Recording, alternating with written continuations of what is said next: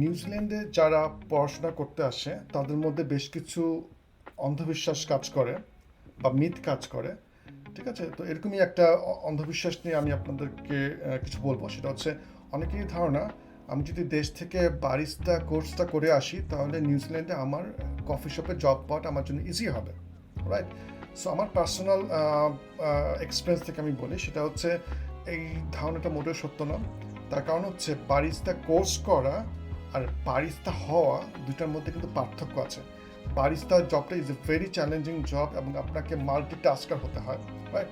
So একটা course করে সেই কোর্সটা কখনই আপনাকে একজন বারিস্তা বানিয়ে ফেলবে না ওভারনাইট। আপনাকে হয়তো বেসিক কিছু ধারণা দিবে কীভাবে কফি মেক করতে হয়, বেসিক ধারণা দিবে, বাট বারিস্তা হওয়ার জন্য দ্যাটস নট এনাফ।